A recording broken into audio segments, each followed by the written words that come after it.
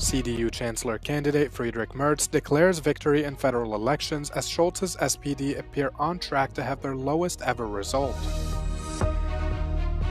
The Vatican says Pope Francis is conscious and receiving supplemental oxygen as he remains in a Rome hospital. More than 80% of Germany's almost 60 million eligible voters cast their ballots in Sunday's federal election. Exit polls released shortly after vote counting began indicated that frontrunner CDU candidate Friedrich Merz was on course to win 28.5% of the vote. Herzlichen Dank für das Vertrauen, das Sie uns und das Sie auch mir persönlich geben. Ich weiß um die Verantwortung, ich weiß auch um die Dimension der Aufgabe, die jetzt vor uns liegt.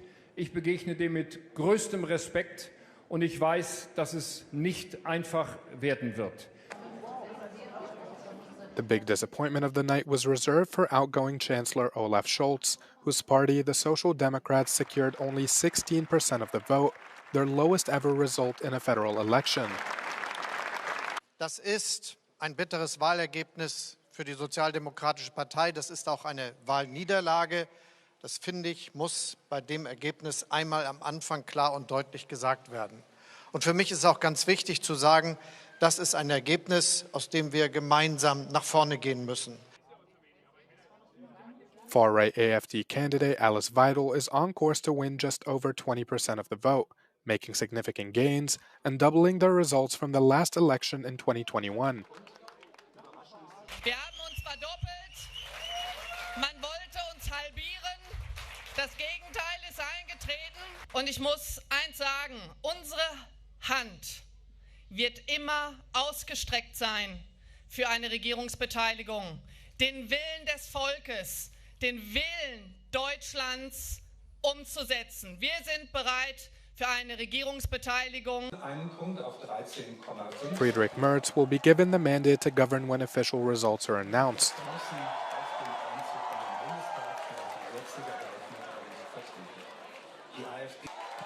Over the coming days and weeks, the CDU-CSU union candidate will engage in talks with other parties to establish a coalition and lead a new government. Speaking on the eve of the third anniversary of Russia's full-scale invasion of Ukraine, President Volodymyr Zelensky said he would be willing to step down if it meant peace and NATO membership. He also called for further security guarantees from both Europe and the US. Several top European and international leaders, including President of the European Commission Ursula von der Leyen and Canadian Prime Minister Justin Trudeau, will commemorate 3 years of war in Kyiv on Monday. When asked by Euronews' Sasha Vakulina which decisions would be made during this visit, the Ukrainian leader did not give away any details but said he was adamant over certain decisions to be made regarding support for the country. Я зосереджуюсь на пакетах підтримки, і там конкретні речі, конкретні суми, конкретна зброя, конкретні санкції проти Росії. French President Emmanuel Macron, UK's Prime Minister Keir Starmer, on the other hand, will have separate meetings at the White House to put Europe back at the center of Ukraine's peace talks. Zelensky admitted that Ukraine may be forced to sign an economic agreement with the US if it would ensure continued aid for the country, but said he would not sign a deal that will be paid off by 10 generations of Ukrainians. Authorities in Ukraine say Russia attacked the country on Saturday night with a barrage of drones that President Zelensky called the single biggest assault since Moscow's invasion began almost 3 years ago. A record 267 Russian drones were launched, according to Ukraine's Air Force Command. Emergency services reported destruction in several regions overnight.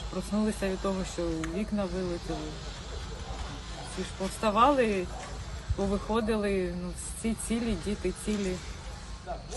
Почали роздивлятись руйнування.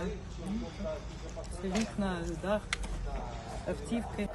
The strikes came on the eve of the third anniversary of the start of Russia's full-scale invasion of Ukraine. Ukrainian President Volodymyr Zelensky said it was the largest drone attack on the country since Russia began using Iranian-made drones. French President Emmanuel Macron is heading to the White House on Monday for a crucial meeting to try to put Europe back at the center of the high-stakes Ukraine peace negotiations held bilaterally between the US and Russia. This meeting comes as European leaders are trying to come up with a united response to the lightning rapprochement between US President Donald Trump and Russian President Vladimir Putin. So what's Macron's plan exactly? Well, during a live Q&A on his social media, Macron said that he would try to convince Trump on Monday that pandering to Putin's demands will only make him seem weak.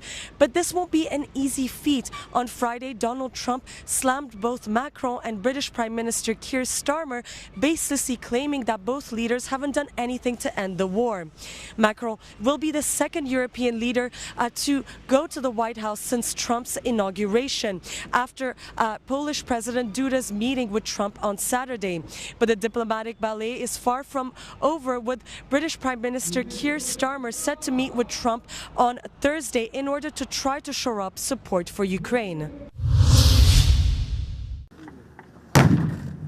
As the war rages in Ukraine, European states from NATO's reaction force are conducting the force's largest scale military exercise.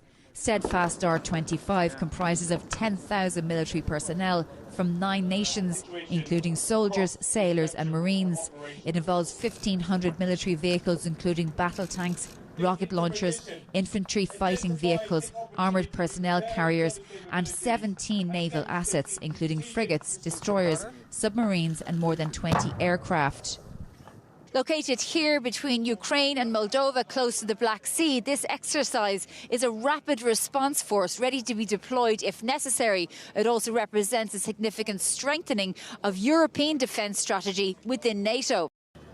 The US has no direct involvement with this exercise, but looming large are comments from the US President Donald Trump, who said Ukraine bears responsibility for the war it's fighting on its territory. But senior military personnel say it's NATO's clear view that the war in the Ukraine was an attack by Russia. NATO consists of 32 countries, and it's NATO's position that it was Lieutenant General Lorenzo Daddario is the commander of NATO's Rapid Deployable Corps, a rapid force which can be deployed quickly under the authority of the Supreme Allied Commander. It's a completely different scenario that we had up to a few years. And I think that has prompted us as an alliance to continue to get ready and also to continue to demonstrate our ability to defend. Is it your firm belief that this war in Ukraine was unprompted, unprovoked? It certainly was unprovoked, and certainly was a war that it was an aggression on Ukraine. There's been a lot of pressure for European countries within NATO to provide more weapons and more defence. Has that shown up? I think all countries that are on NATO are intent in making sure that their defence, their tools are better tooled and better trained. This is for sure. This is what we do as soldiers. NATO says Steadfast R25 increases NATO's interoperability, efficiency and resilience for the serious risks that lie ahead for Europe. Shona Murray, Euronews, Smardon, Romania. Pope Francis is conscious and still receiving high flows of supplemental oxygen following a respiratory crisis and blood transfusions. The Vatican said in a statement that the Pope rested well and that the night passed quietly. Further clinical tests are being performed on the 88-year-old pontiff, who had part of one lung removed as a young man. Pope Francis, who has chronic lung disease, was admitted to Gemelli Hospital in Rome on the 14th of February after a week-long bout of bronchitis worsened. Doctors first diagnosed a complex viral, bacterial and fungal respiratory tract infection and then the onset of pneumonia in both lungs. Doctors said that his prognosis is reserved and have warned of the risk of sepsis, a serious infection of the blood that can occur as a complication of pneumonia. He's been prescribed absolute rest and a combination of cortisone and antibiotics, along with extra oxygen when needed. The futuristic battery-powered race birds hit the waters of Qatar's capital this weekend, and Team Rafa delivered its first ever win at the Doha Grand Prix of a much-talked-about new sport, the E1 Series. The world's first all-electric powerboat championship is currently in its second season, and its teams are hoping to make waves in the racing industry. So E1 is a brand new electric form of motorsport on the water. So we're racing with foiling boats and combining that with the electric motor. It's a brand new format, and it's a brand new experience for everyone. So everybody's really working together to figure out how to fly the birds really fast. Team Alula, owned by NBA legend LeBron James, is the latest to join a star-studded paddock with other A-list owners including Tom Brady, Will Smith and Rafael Nadal. It's celebrity ownership and a list of extravagant host cities like Miami and Monaco has resulted in the E1 facing some criticism for being a playground for the rich and famous. But its CEO and co-founder says that the championship is more than a high-end commercial sporting spectacle, calling it a testbed for sustainable innovation that aims to revolutionize marine transport and racing. Our mission is to accelerate a responsible water mobility for the future. It's not only based on electric propulsion and then zero emission, but by using the foils, we don't generate any waves that affects the coastal area erosion. And on the same time, our event is designed to globally recognized standard for net zero event. And of course, the next step is to become a zero impact event. Only a year after its launch in 2024, it's too early to tell how much, if any, the E1 is contributing to heal global coastal waters and accelerate a cleaner future in water transport. But this newest championship on the world's racing calendar sure is fun, fast, and hopefully a little more friendly to the planet.